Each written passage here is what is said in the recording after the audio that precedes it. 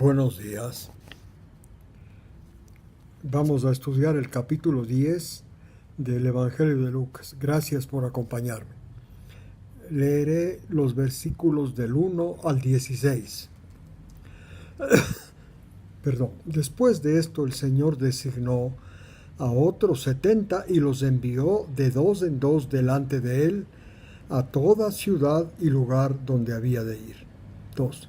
Entonces les dijo a ellos: la cosecha es mucha y los obreros pocos.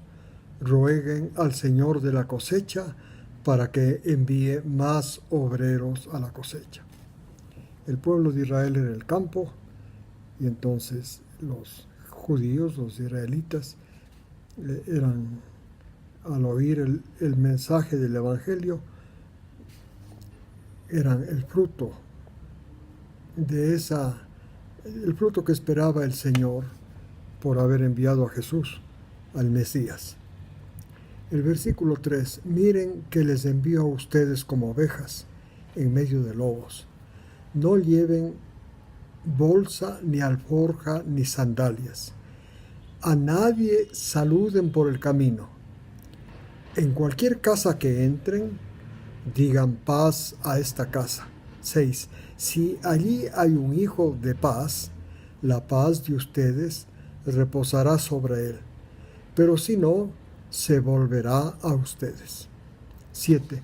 Permanezcan entonces en esa casa, comiendo y bebiendo lo que les den, porque el obrero es digno de su salario. No se pasen de casa en casa. 8.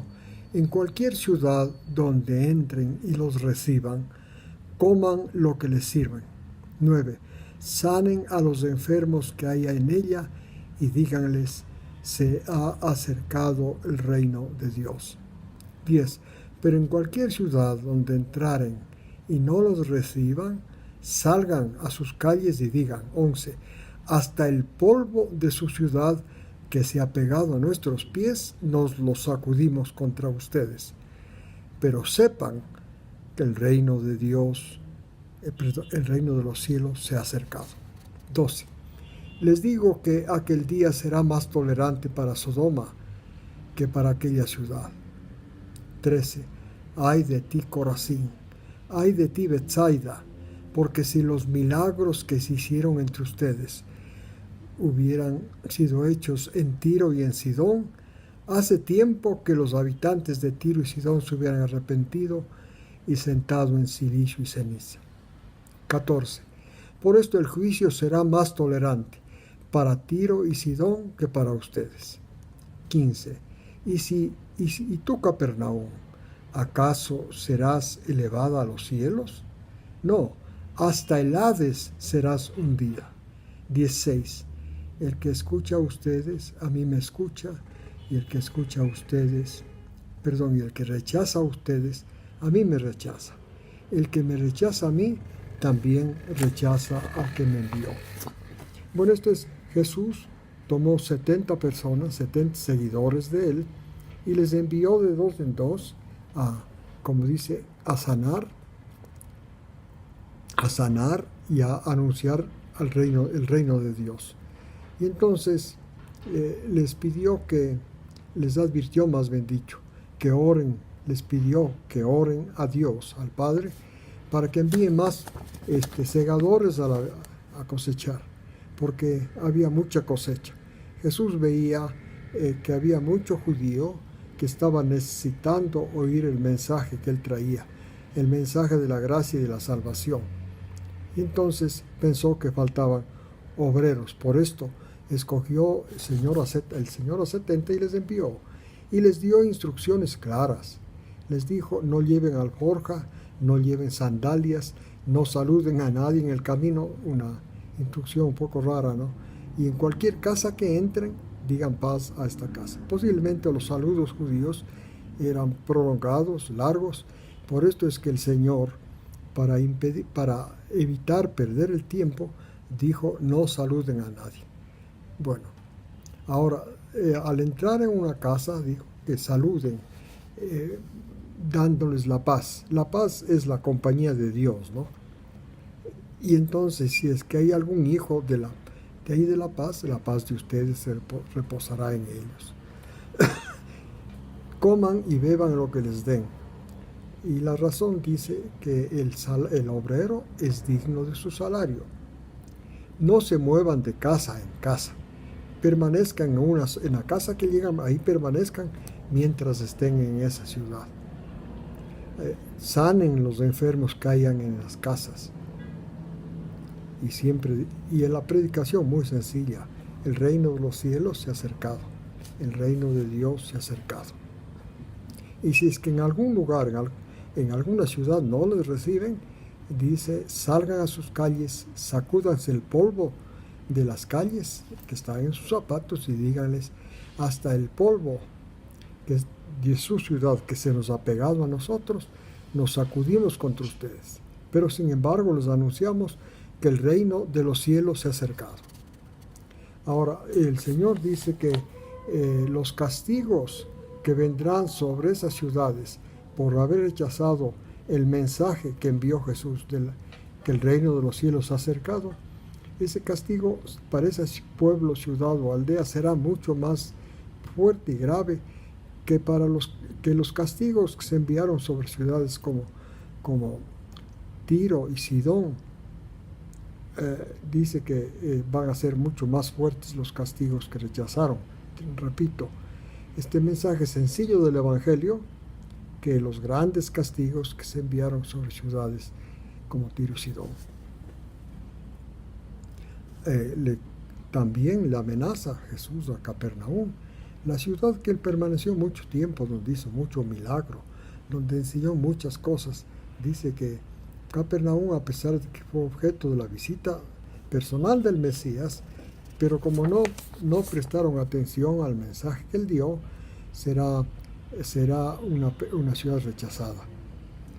Lo que me admira un poco es que el juicio no solamente se hace, este juicio final no solamente se hará sobre individuos, sino sobre ciudades y poblaciones, poblaciones y países. También dice el Señor, todos los que escuchen a estos misioneros que Jesús envió, le están escuchando a Él, y todos los que le escuchan a Él, le escuchan al Padre. En realidad, entonces, el Padre es el que estaba enviando a sus misioneros, como misioneros de Él, embajadores de Él a sus pueblos. Por eso que el rechazo es considerado tan grave. Ahora, 17 al 24. Los 70 regresaron con gozo, diciendo, Señor, hasta los demonios se nos subordinaron en tu nombre. Entonces Jesús les dijo, yo veía a Satanás caer desde el cielo como un rayo. 19. Miren, les di a ustedes autoridad para pasar sobre serpientes y escorpiones y sobre todo poder del enemigo, y nada les hará daño. Jesús ve como poder del enemigo todo mal que hay en la tierra. 20. Pero no se regocijen de esto, dice Jesús, que se han subordinado los demonios, que ningún mal de Satanás les ha hecho daño, sino regocíjense de que sus nombres estén escritos en el libro de los cielos, en el reino de Dios, que su nombre esté escrito en el reino de los cielos. Regocíjense de eso. Y enseguida Jesús, una vez que recibió esta revelación de Dios, que los nombres de estos 70 misioneros estaban inscritos en el libro de los cielos, en el libro de Dios, Jesús recibe, repito, esta revelación y se regocija. En el Espíritu Santo dijo, Padre, te alabo. Se regocijó porque estas personas que servían a Jesús, que eran sus misioneros, habían sido tomados en cuenta por Dios el Padre para que sus nombres hayan sido inscritos en el libro de los cielos. Esto fue una revelación que recibió ese momento Jesús y les regocijó mucho. Y entonces, por esto les dijo que estén felices porque sus nombres han sido inscritos en el libro de los cielos. y le dijo a Dios: Padre, te alabo, Señor del cielo y de la tierra, porque ocultaste a sabios e inteligentes y le revelaste a niños esto. Y entonces, sí, Padre, esto fue de tu agrado. Y luego dijo: todo me ha sido entregado. Estas 70 personas que fueron como misioneros de él habían sido entregados por Dios del Padre a Jesús. Y nadie sabe quién es el Hijo, sino el Padre. Y nadie, y ni tampoco quién es el Padre, sabe. Nadie sabe quién es el Padre, sino solo el Hijo. Y a quien el Hijo lo quiera revelar. Esto, entonces, la revelación, no olvidemos que el pecado empezó por la separación de Dios. La revelación de Dios significa la unión con Dios. Esto está en manos del Padre y del Hijo. Y los dos son los administradores, por supuesto mediante el Espíritu, para unir a las personas, unirlos a Dios y terminar así el mal que empezó con Adán. 23. Y entonces, volviéndose hacia los discípulos, Jesús les dijo: dichosos los ojos que ven lo que ustedes ven, porque les digo que muchos profetas y reyes desearon ver lo que ustedes ven y no vieron, y oír lo que ustedes y no oyeron, y oír lo que ustedes han oído y no oyeron. Entonces, Jesús está diciéndoles el privilegio tan grande que tienen esos 12 discípulos y estos 70 misioneros de Jesús, de ver las cosas que muchas generaciones esperaron ver, de ver la presencia de Dios en la tierra, porque esto era justamente el Mesías, rompiendo los miles de años de dominio completo de Satanás sobre este mundo.